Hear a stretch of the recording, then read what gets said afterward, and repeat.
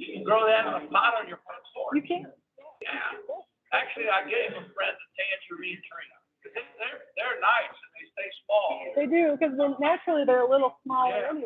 And that fruit is cute. Okay, I've got your PowerPoint is showing up.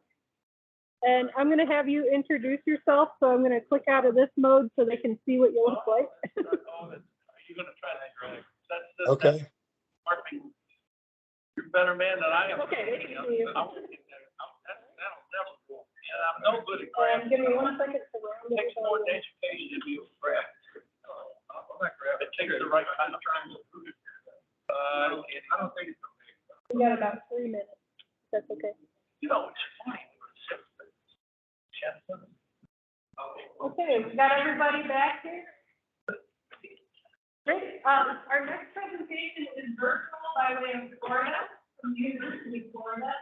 And we're going to have our presenter introduce himself, and hopefully the PA is loud enough. Jude, you want to go ahead and try to say something? Good morning, everybody. And can you hear me?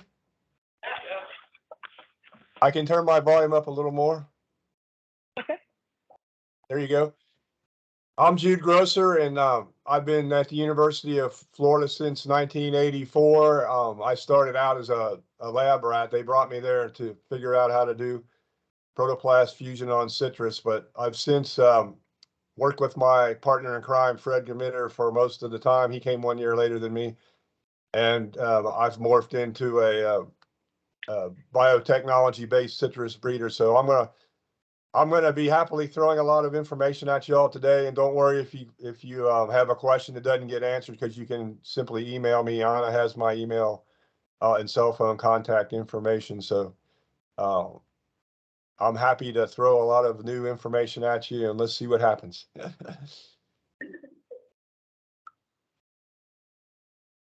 You ready to get started? Yep. Yeah. All right. So first of all, you know that the Florida industry is right now getting totally hammered by citrus greening disease, also known as Wong Long Bing. And this is a graph that shows how severely impacted our production has been since it arrived. You can actually look for a big part of our business to disappear this year. It's an absolute disaster this season. Not only is our production way down, but the quality of the fruit has also impacted our bricks, and soluble solids are really down. So this is going to be coming to your neighborhood.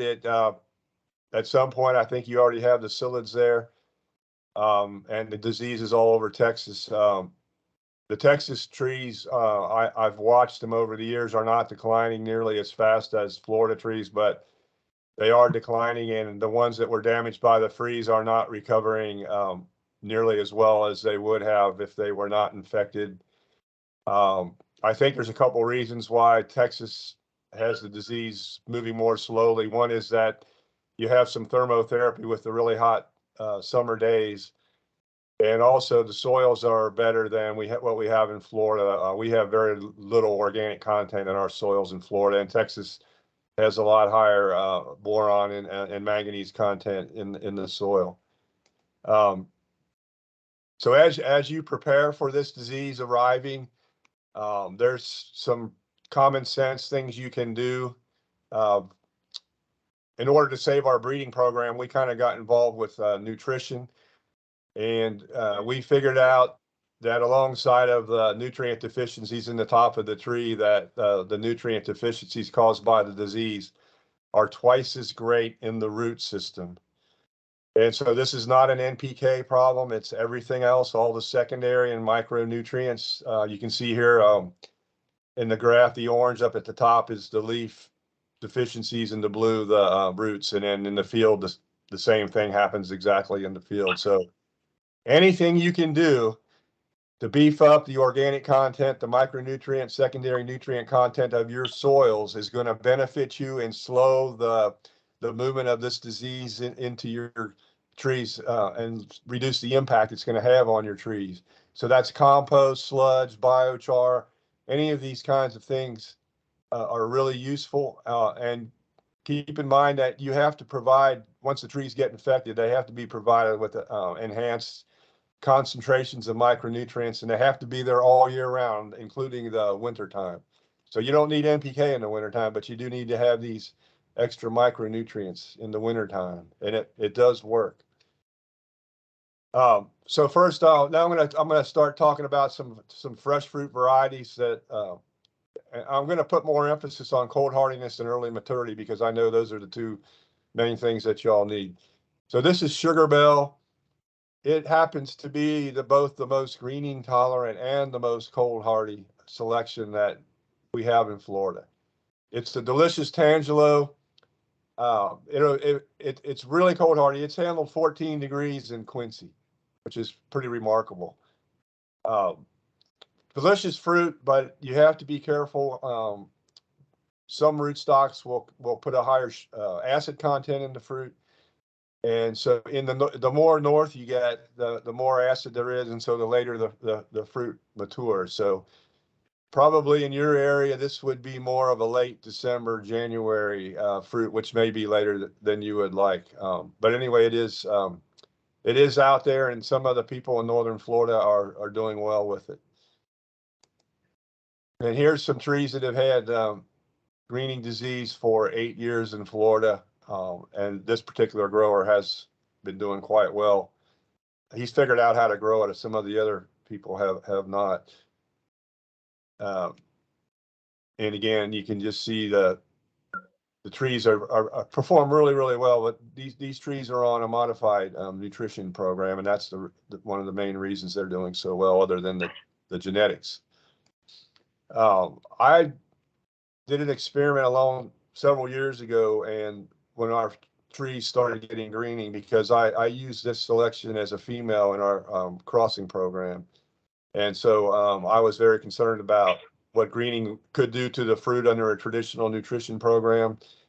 And so I supplemented some trees with some slow release fertilizer that had the minor elements coated with additional high levels of boron and manganese. And I was able to maintain getting almost 95% or so of the fruit to look like those on the top. And if you didn't do that, you got half of your fruit looking like those on the bottom, and you don't want to even eat those. They're not even good. So it's a lot of it has to do with how you grow your trees once you get this disease. Okay, so now some opportunities. This is UF 950 that's commercially available. Some people have called it the Florida Clementine. It's a selection developed by Dr. Gamitter. It usually comes off in December. We had a nice crop of fruit that came from the Quincy Research Station this year in the Panhandle, and it was absolutely fantastic. Some of the bricks levels in the fruit were all the way up to 18. We had a tasting at the state capitol in January, and we got a few bins of this from the Quincy station and served it to people at the state capitol, and they went nuts over it. So it peels real easy. It's got a really nice texture. It's not messy at all. High yields. The fruit can be a little small, especially when the trees overcrop.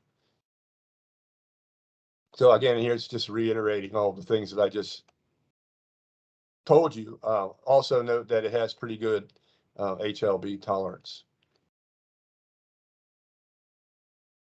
And here's how it peels. So you can see that. Really easy to peel.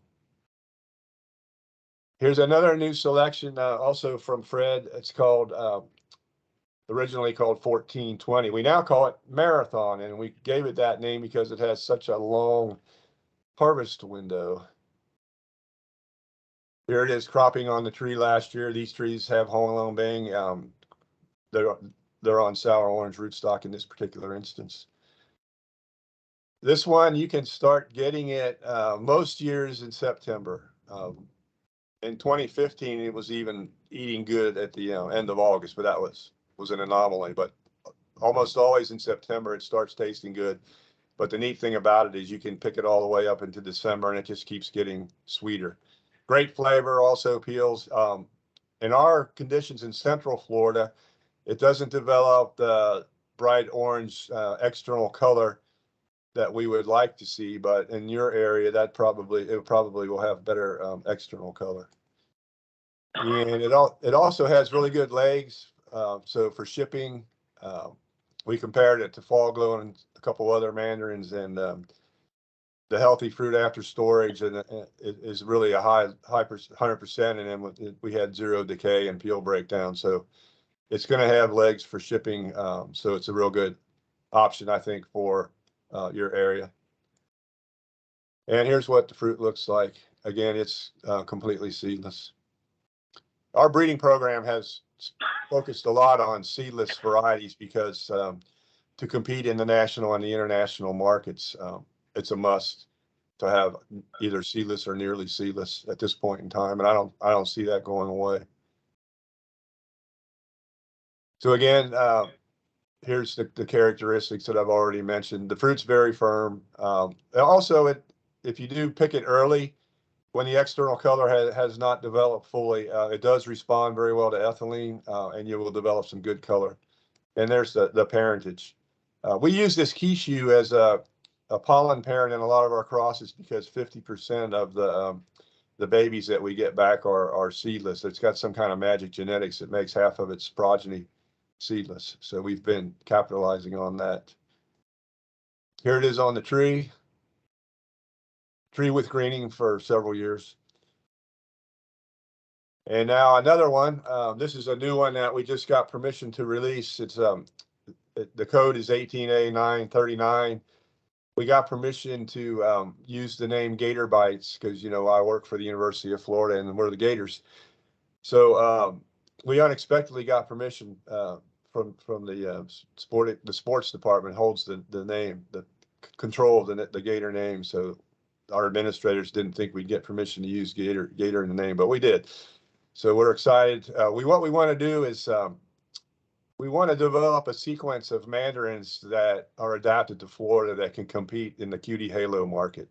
It's very difficult to grow the sequence of selections that they use in the cuties and halo sequence in Florida. It's actually 4 or 5 different varieties that they have with sequential maturity dates that they market as cuties and halos in the store. So this is a smaller fruit, peels real easy. The flavor is soft to scale, good. And the cropping is too, as you'll see. But it is a little bit probably later maturity than you would like. And in Florida, it's a December, holds well in the January maturity. So it'd be slightly later up in your area. Here's trees with HLB, how they crop, and they're holding up pretty darn good against the disease. This is another one that comes in ahead of the Gator Bite. So this would be a November selection. And I just put this one in there. It's not through our parent tree program yet, so it's going to be probably almost another year before pathogen-free budwood is available from the state of Florida. But the tree is showing exceptional greening tolerance. It's probably one of the most greening tolerant selections that we have, and it's also really easy to peel, convenient, and delicious. And there's a lot of new stuff in our pipeline coming along that I think is going to have a lot of potential in different parts of the citrus growing country in the U.S. This is Tangelo, also showing very good greening tolerance. It's November maturity, but holds into December and January also. But you can start usually getting it around Thanksgiving. It peels really easy and shaped like an orange, and the juice is really good. And our orange juice companies like the juice, so it can go either way as a fresh fruit or as a sweet orange. And again, it's a triploid, so like bananas and the new watermelons that are seedless, this has 3 sets of chromosomes, which makes it a seedless selection. Now, I want to talk about a couple of things that I think have tremendous potential for your area, because I know you all grow a lot of satsumas. So we've been making some hybrids that are just part satsuma, and this is one of the first ones that we've identified that I think has really good potential. This one's called KE-3-15, just a code name now. It's a hybrid of Fall Glow crossed with a tetraploid that's a hybrid of Page, Clementine, and Satsuma. And it matures in mid-September with a Brix level higher, a couple points higher than what we see in Satsumas in Central Florida. And the color is better than the Satsumas in Central Florida. So I expect it to be really good in your area. So you can see the internal color mid-September. And it responds to ethylene quite well. So if you pick the outside fruit is still a little bit green very early when you first start eating it, you can get it to color up with a 24 to 48 hour exposure to ethylene. And it looks like it's going to have pretty good legs. Peels really easy. Seedless selection. The flavor is a little bit richer than a standard Satsuma, and the cropping looks really, really good. So I expect that it would do really well for you. So I would love to get it into a trial in your area. And there's two other hybrids from the same cross that are also early, and I've got them listed here. They produce similar fruits. The fruits are a little bit smaller on these other two, but just really delicious. And just they got everything you want, except the flavor to me is a little bit richer than what you get with a standard Satsuma, which is already pretty good. So things that are worth trying. Now I want to switch to some pretty cool grapefruit-like selections. At first, when greening hit Florida, the grapefruit trees did not decline as fast as the orange trees, and so we thought maybe we were going to get lucky, but that did not turn out to be the case, and our grapefruit is actually getting hammered worse than the oranges. And we also have a problem with citrus canker. So we've been working on developing new grapefruit varieties. This one is a special selection that Dr. Gamitter made. It's a triploid. It's a cross of a tetraploid red grapefruit with a red pomelo. But the really cool thing about it, in addition to its fantastic flavor, is that it's low in furanocoumarin, so it does not have what we call the grape juice fruit effect. So if you're an older person that's on prescription drugs, statin medicine or blood pressure medicine, and your doctor's telling you not to eat grapefruit because there's an interaction, this is the answer, because it does not have the chemicals that interact with the prescription drugs. It's also less bitter and sweeter than a standard grapefruit. And so when we give it to grapefruit lovers, they like it. And we give it to non-grapefruit growers, a surprisingly high percentage of those kinds of people really like it. So it's a home run and it's available. So here's what the grapefruit juice interaction does. It actually is 10 times more efficient at moving a drug into your bloodstream. So instead of making your pill 10 times smaller when you're eating grapefruit, they just tell you not to eat grapefruit. So that's a little information that is interesting. So again, here's the characteristics. It's just got great flavor. It also does really good in these cup systems where you have citrus growing under protected screen. It's very productive when you keep the psyllids and the HLB off of it. It is just as susceptible to HLB as a standard grapefruit, unfortunately.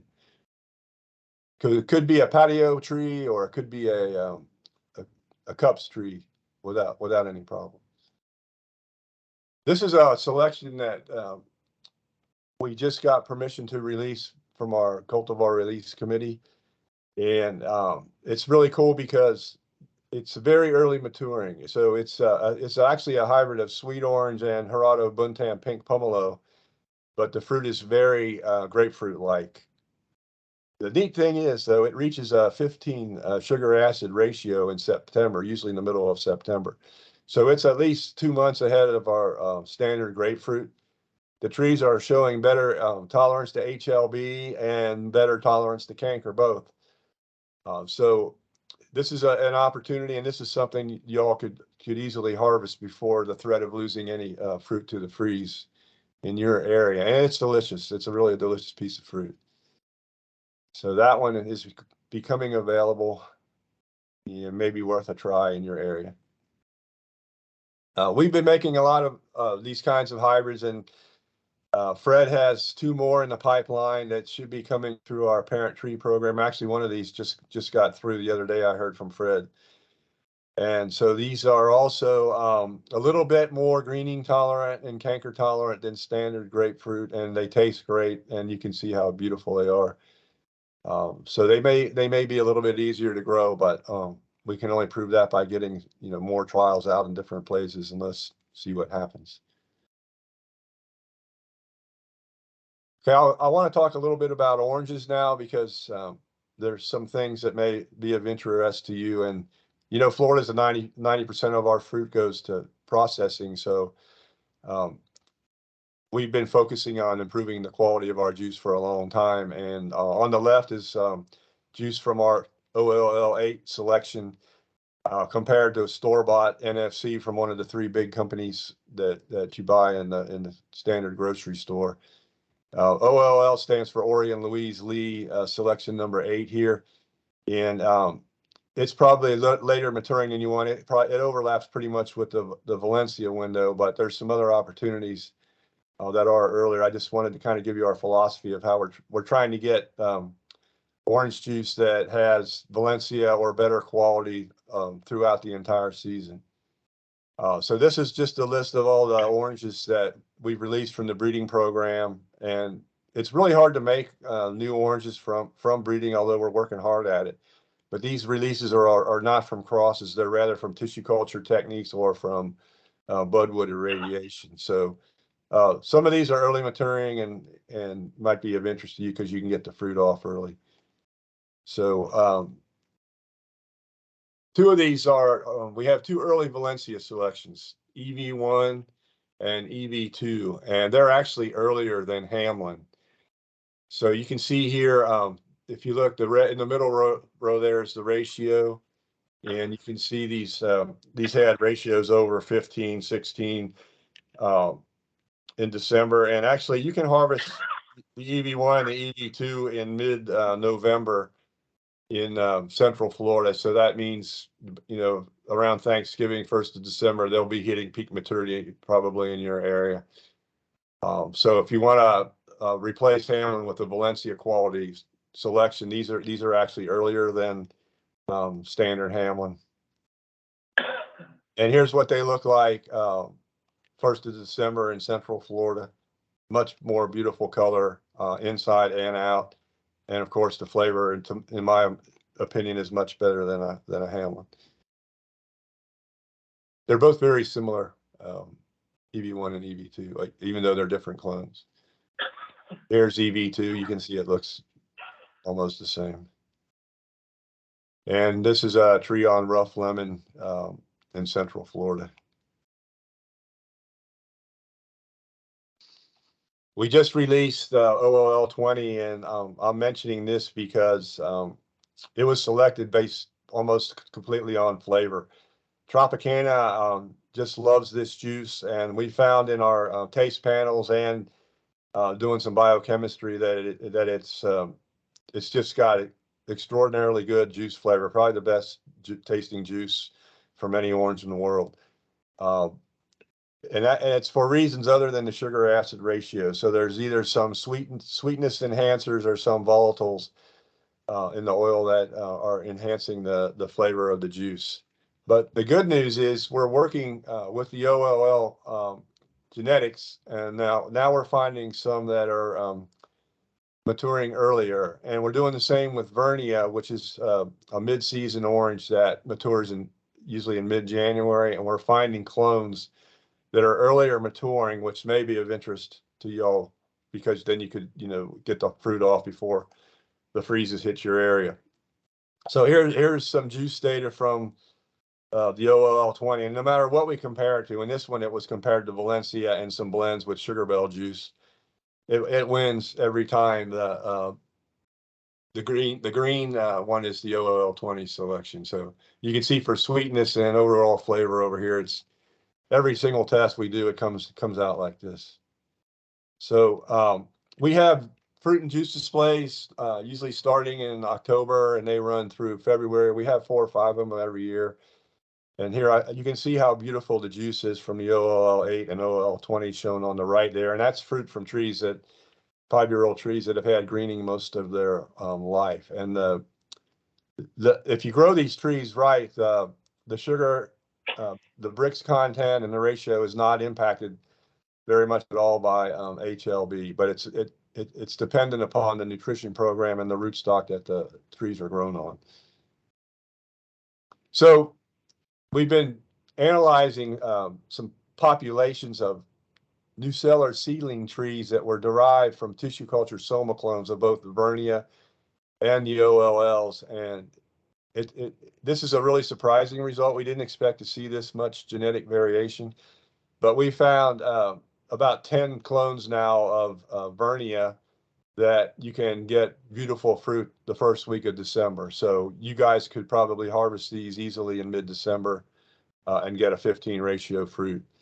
So for these Vernia clones. So now we're trying to figure out which one of these 10 clones has the best HLB tolerance and the higher bricks. And they are showing some slight differences now that I expect will become more drastic as time passes on. So we do have one clone that looks like the health is holding up better than the others when these trees all have HLB, of course. And then with the OLLs, we found a couple that are maturing 1st of January, which is pretty exciting because in both cases, that's like 6 weeks earlier maturity than the standard clones that these were derived from. So we're trying to move the starting date up for the harvest of these lovely oranges that are good both for fresh market and for juice. And so good progress is being made there. So I think it's pretty exciting. Here's a comparison of the standard Hamlin, which has been our early mid-season orange forever, compared to the two of the Vernia clones. And this is from a mid-December comparison when we had about 50 different people taste the juice and we took the mean scores. So we had a hybrid blend in there that everybody liked. There wasn't even any orange in that at all. But anyway, the two clones of Vernia that I had in this comparison were favored way over the standard Hamlin, which is no surprise. So this is exactly what we're after. And so here's some of the data on some of our, I know it's a noisy slide, but some of our new OLL clones. And so all of these are high bricks, high solids clones that are in the population. But what we're focused on for early maturity is the early ratio. So we got one down here, this row 7 tree 35. It had this 14 ratio, and the year before it had a higher ratio than that first part of January. So there's a couple of these that have repeated for the early January maturity. And so those are going to be something you might want to consider. And I think your freezes are coming more in January, February, if I'm not mistaken. But as long as that continues to happen, these might be an opportunity for y'all because the quality of these oranges is just exceptional. And here's 9-year-old trees. They've had greening probably at least 5 years, probably more. And they're just really hanging in there way better than we expected. These trees have never had psyllid control. So there's been psyllids on them, constantly. And we don't know why they're this healthy. We don't think you can hide from the disease for that many years. But a few of these clones are showing this enhanced tolerance. So of course we're propagating them, and hopefully the propagated trees in the next round of trials will show the same robust growth in the presence of HLB, but that remains to be seen. Also, we're making orange-like hybrids that maybe can produce a juice that can go into the orange juice bottle. But these most of these hybrids that we're making are seedless, and several of them are early maturing. You see one here, this KE63. This one has a 40 color score. This is from November. So the juice is incredibly delicious and colorful. And there's a couple clones from this particular cross that are doing good. Actually, the KE64 is preferred by the orange juice companies over this one. But these are opportunities for y'all too. And this is another one. When I first started working back in the 80s, they told me if I gave them an 8-pound solids per box orange, I could retire. And so here's a hybrid that looks just like an orange, but it's only 1/3 orange. But it produced 8.31 pound solids this past year on a tree with greening.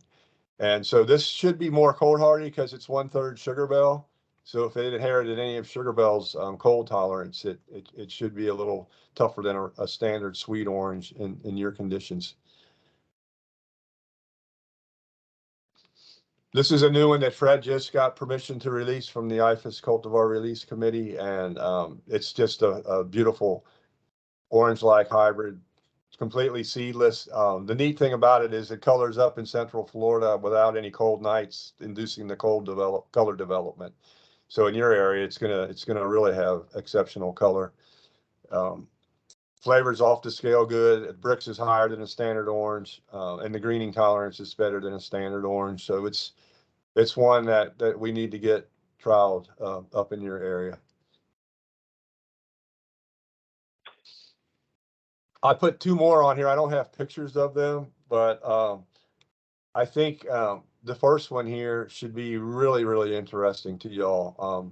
I guess some of you are familiar with how cold hardy Changsha Mandarin is, but this is actually a hybrid is 1/3 Sugar Bell, very cold hardy, 1/3 Changsha, very cold hardy, and 1/3 Sweet Orange. And it makes a small orange-like fruit, smaller than a standard orange, but still has reasonable size.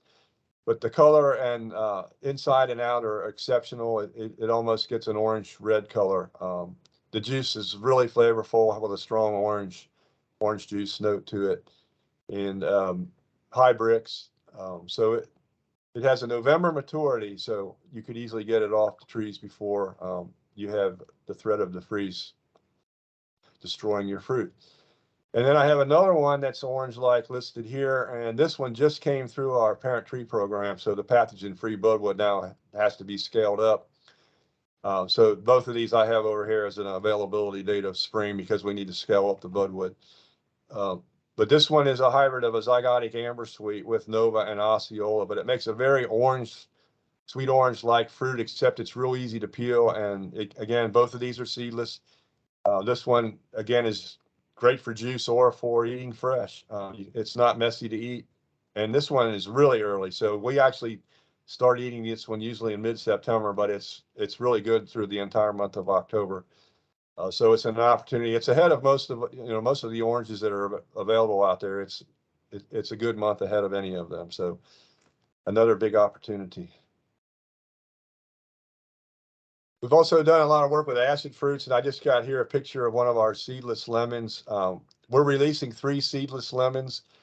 They're not completely seedless. You might find one seed every 9 or 10 fruits, but we have one that's derived from Eureka, and it's the most reduced thorn of any of them. It's almost completely thornless. And then we have one from Lisbon and one from Bierce. Bierce is the most popular lemon grown in Florida. The Bierce selection is a little bit thornier than the other two. One problem with the Eureka clone is that it might have Eurekas have an incompatibility with some of the trifoliate rootstocks, but we have this on Flying Dragon in Bolivia, and so far it has not shown an incompatibility, so we're quite surprised by that. So we are grafting it to some of the other trifoliate rootstocks to make sure that we find the right rootstock to grow this on. You don't have that problem with the Lisbon clone and the Bierce clone. So seedless lemons, I think, are going to become more and more popular because more and more people are using lemons for cooking, and they're using lemons in their ice water, and nobody wants the seeds from the lemons in clogging their straws or getting into their dishwasher and clogging the jets. I have a huge problem with it because my wife doesn't always get the seeds out of her teacups. They stick to her teacups and they end up in the dishwasher.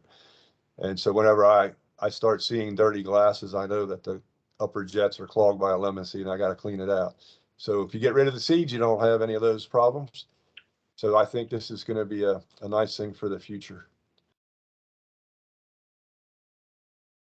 All right, now I want to switch gears and talk about rootstocks. And again, I'm going to focus at first on tree size control and cold hardiness, because I think those are the two things probably most important to you guys and when you're considering a rootstock for planting new trees. So the first one I want to mention is available.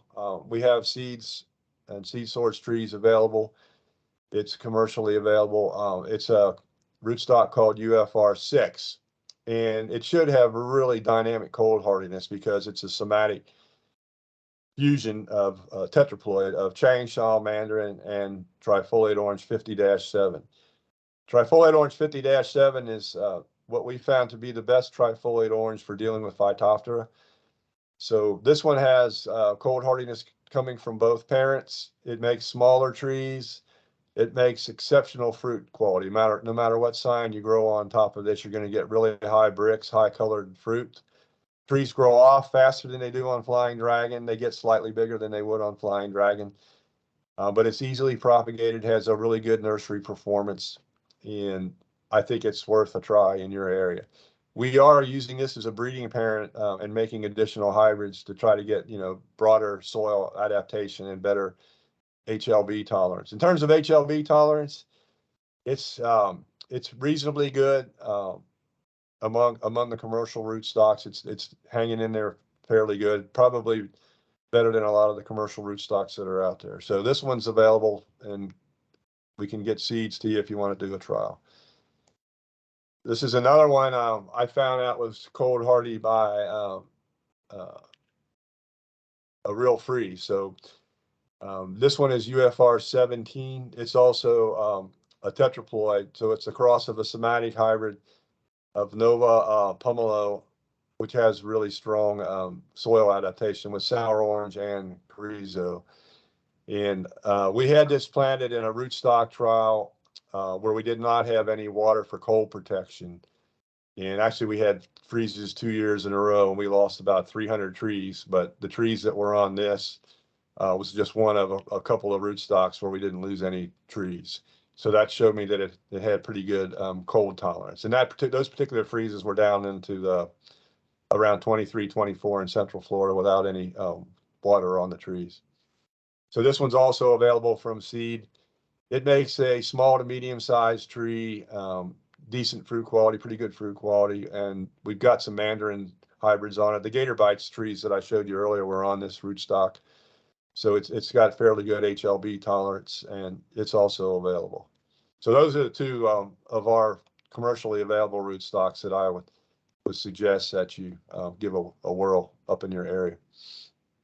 But now I want to move into some new work that we're doing to try to solve the HLB problem. And this isn't something for you for today, but hopefully for tomorrow. And I think you should pay attention to what we're doing, because I think some real answers are going to come from this work.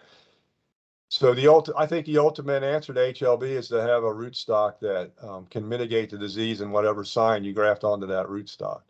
So that means that the rootstock is going to have to be resistant to replication of the bacteria that's causing the disease. And it's going to have to send something up to the top of the tree across the graft union, a signal or more higher levels of nutrients or whatever it is, combination of things that can transmit some level of tolerance to the top of the tree to suppress or mitigate the disease. And so that's kind of what we're after. And I put this in there because we know that to find a rootstock that can do that, you're asking for a lot. The disease has been in Asia for a couple hundred years, and nobody's been able to find anything that can do this. But I show the blue lobster because it's a mutation that I think it occurs in 1 out of every 2 million lobsters. So we don't know what the odds are of us finding some genetic combination that can do what we're asking. But I think if you look at enough genetic diversity, you're going to be able to find it. Hopefully we don't have to look at 2 million, but the more we look at, the better our chances of finding the answer. So we've developed what I call the Gauntlet screening method. It's a high throughput method to screen rootstock hybrids, and we've gone through almost 20,000 rootstock hybrids so far in the last 8 years or so. So at first, when we make crosses of parents that we think are going to transmit some tolerance, we have to get the numbers down because we can't manage hundreds and hundreds of new hybrids every year. So we plant the seeds from the hybrids in calcareous soil that's been inoculated with Phytophthora, and this kind of gets rid of all the weak babies of the chaff, and you end up with the strong plants that move forward. And then we screen them for greening by, I'll show you how we do it. We graft a whole bud stick from an infected tree in the field that's got symptoms of greening and a high titer of bacteria. onto the test rootstock. Now, when we cut the top of that rootstock off, we made cuttings from that top so that we've got replicates of that genotype. And so this stick is wrapped in parafilm, which is what we use to wrap Petri dishes in tissue culture. And so you don't have to actually unwrap this because it's kind of wimpy stuff over time. And when these meristems push out, they push right through the parafilm. Now the parafilm's not strong enough for the grafted part of the tree. So down here we use traditional grafting tape. So this area is traditional grafting tape, but the rest is all this parafilm that we use from tissue culture. And so we grow out the tree. It's really hard for this tree to hide from infection because this whole stick is carrying the bacteria. And so right off the bat, they start segregating. So here's progeny from 3 crosses that have had these hot sticks of Valencia sweet orange grafted to them. Here's the duds all over here. You can see the disease is already quickly manifesting itself and ruining these trees. And then here's some that look like they might have some potential. So these get moved out to a really tough field site that has minimal psyllid control, very high psyllid pressure. And so they're getting re-inoculated. They're already infected. They're getting re-inoculated. And we want to see what happens over time. What can that rootstock do for that tree over time? So here's some segregating in the grove. This is a winner from a very complicated rootstock, a cross of 2 different tetraploids. And we see just a few of these. Most of them are declining. Here's a couple more neat slides. So we started making rootstock hybrids with sugar bell because we wanted to capture its tolerance in the rootstock. And you can't use sugar bell as a rootstock because 2 reasons. One, it doesn't come back true to type from seed, so you can't propagate it in the nursery by seed. And secondly, it gets Phytophthora, so you have to cross it with things that have very good Phytophthora resistance. So we're doing that, and here you can see some that made it to the field. And as like I said earlier, they continue to segregate in the field. So here you see on the right is a picture of a winner surrounded by 2 losers. So both of these will fall by the wayside, and then this one we'll be propagating that rootstock and moving it into advanced trials. We won't have seed source trees of these for a long time because of the juvenility in citrus is usually 5 to 8 years. So we can take pathogen-free material of the rootstock and enter it into tissue culture and do micropropagation. And we have commercial companies that do that. We're working with Agromalora Florida, which is an international company, very high level of expertise in propagating all sorts of things in tissue culture. And then we have Philip Ruck's tissue culture lab in about an hour away drive from our center, and they have a really talented tissue culture person, Beth Lamb, that can figure out how to propagate things. So we've got ways to get these things propagated, and we're doing that and moving them into advanced trials. So that's exciting. So what I'm looking for is I'm looking for this rootstock that can actually suppress the replication of the bacteria in the top of the tree, no matter what the sign is that you graft onto the tree. So we take measurements of the titer of the bacteria using a PCR technique.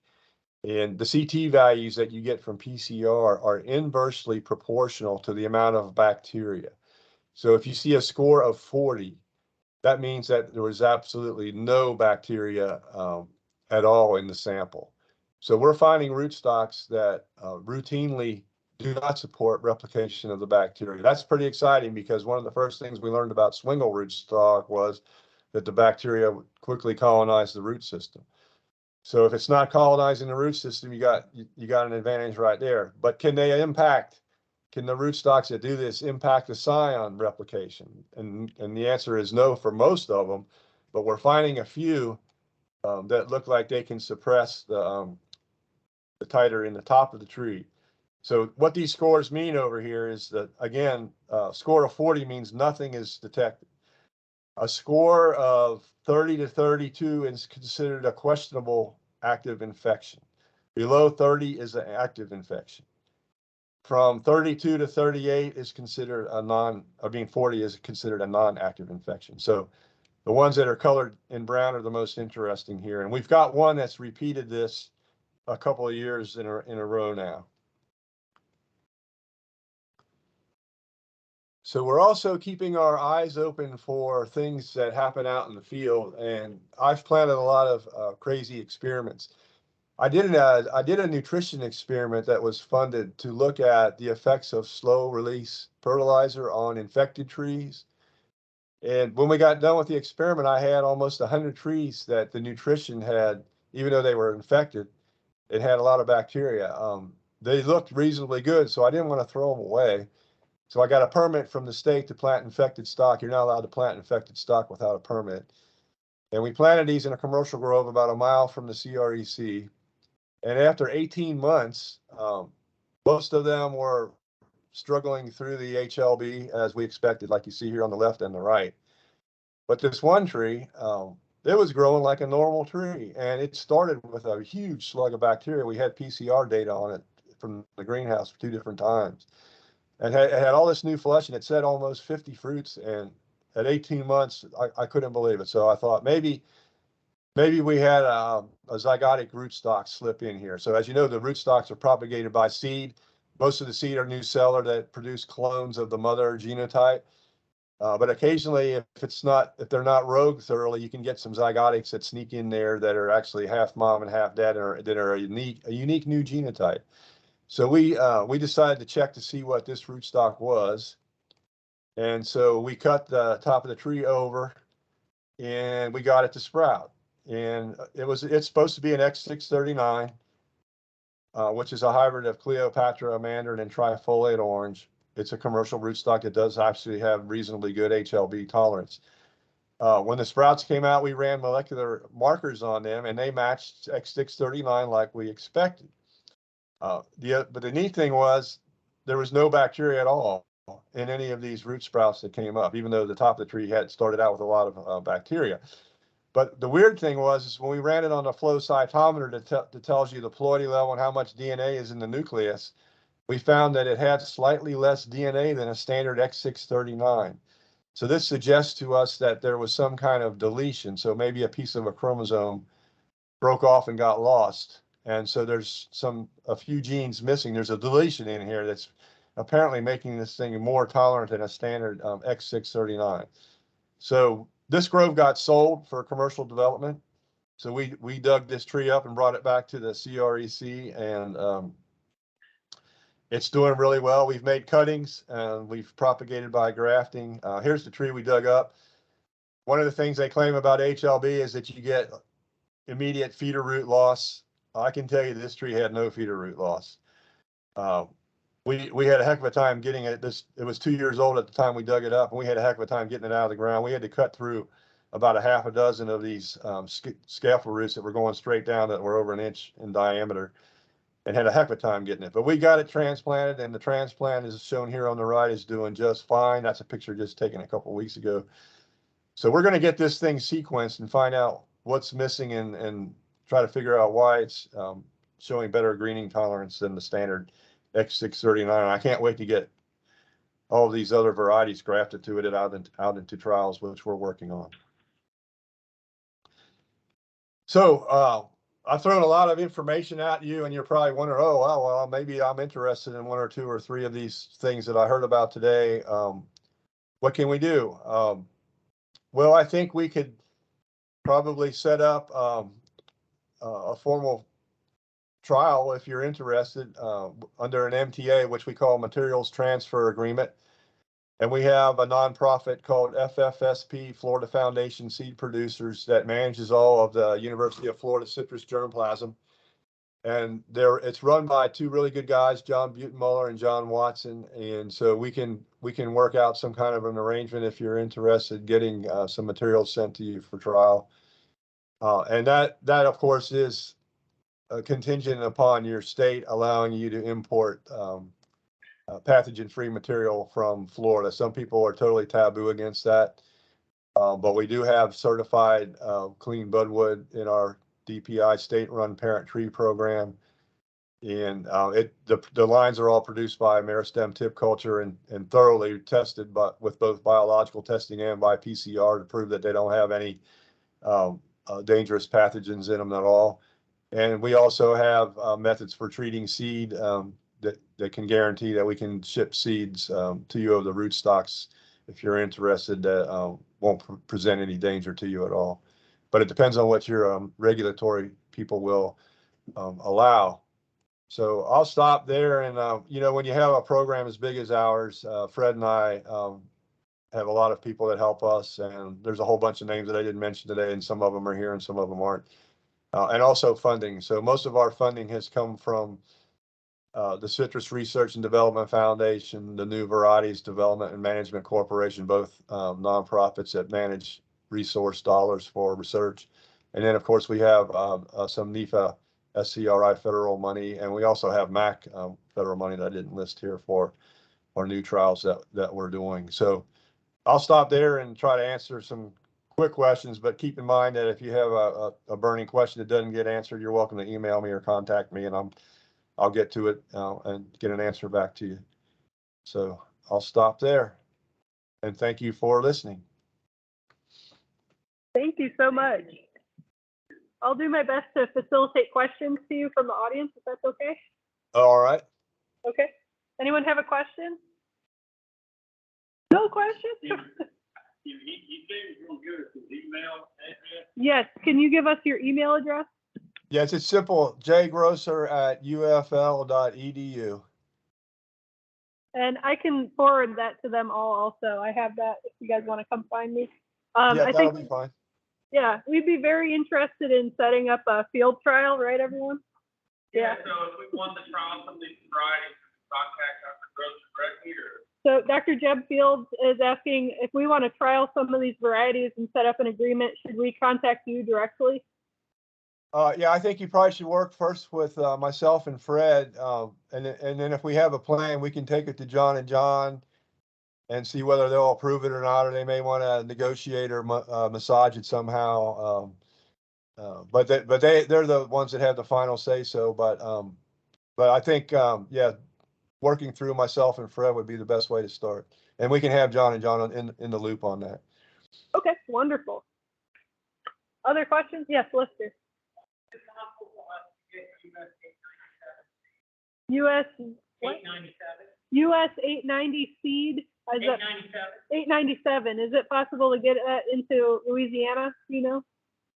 That's a USDA selection, and I don't see any reason why you couldn't get seed from Florida. But I think you can get seed of that from California. I think they might even have that in California.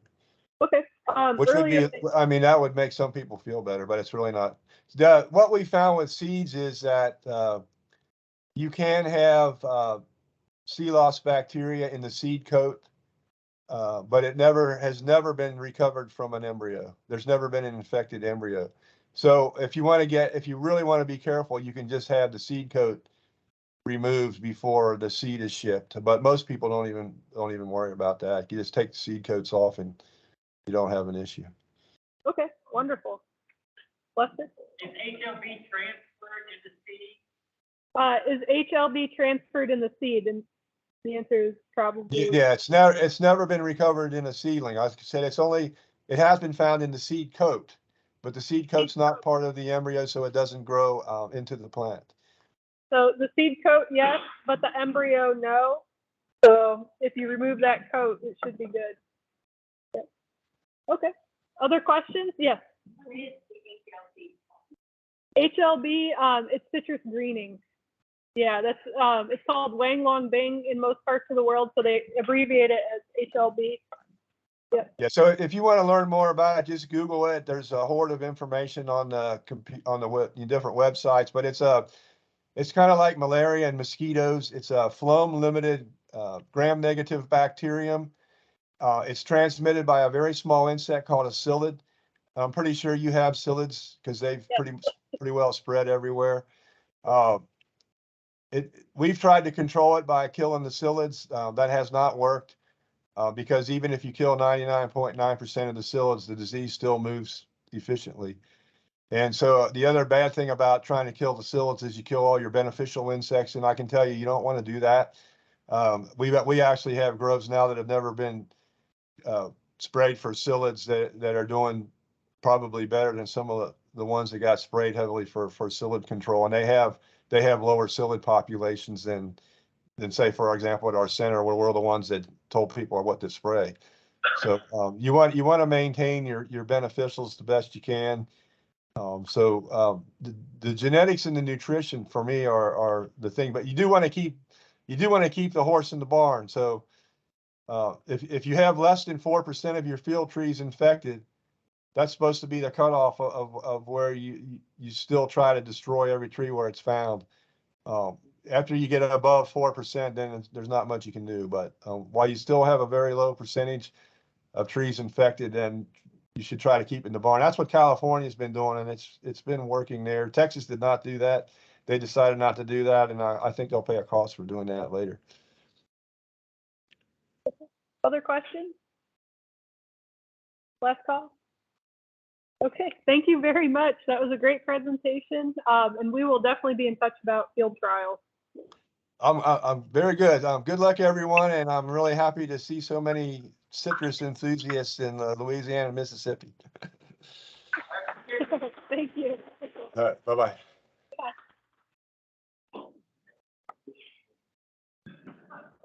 Okay, and I'll make sure I put Jude's contact info up on a slide while we're eating lunch. Wayne, it looks like you're getting set up back there, huh? All right, give him a couple of seconds. Okay. So quick break. I do want to point out in your packet, this second piece of paper is a flyer for a cover crop workshop next week. It's at River Queen Greens on the West Bank, Lower Coast Algiers area. They are using a bunch of different cover crops out there on their vegetable and produce farm that would be applicable to an orchard as well. You get to go see kind of what they're up to, but you also go home with cover crop seeds. So they 5 pounds of about 3 or 4 different crops to try. So that's in there. There's a QR code down here. Says no RSVP required in that one. So. Okay. And it looks like the jambalaya pot just arrived. Yeah. Right. Tell me about when we were walking back to the greenhouse. I saw somebody dragging. Tell me what's going on with it. The question was about the dragon fruit cutting along the side of the greenhouse. So this greenhouse is property of Gauntlet farms, and they propagate a lot of different things to people there before you leave. One of which is dragon fruit. We're trying to get a nice little stand of dragon fruit production going here in the alternative crop. Yeah, I have some of my house too. So we're propagating a lot of it's the red. Yeah, I'd love to get some of the yellow in there. Okay, what's the other? Oh, yeah, we're working on it like 3-4 years. Yeah, the double vision is actually, and trying a whole lot of crops. I may have some on the camera. Yeah, they thought it real well.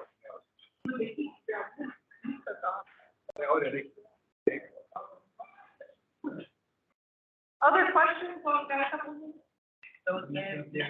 Yes, there are some flag tags over here. Our farm, there's a cup of each one, more information, some other things. Those are left over from me last week. Oh, well. I'd like to say there's also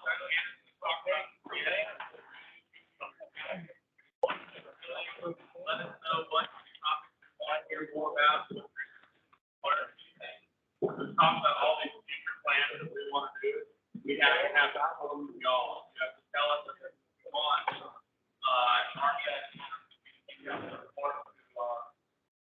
Funding agencies, any of this work. Yeah, the green sheet, and I'll share this with all our presenters to help give us good feedback, and it also helps us when we're thinking about funding, the state and federal level. So if I can show there's a need, we will take that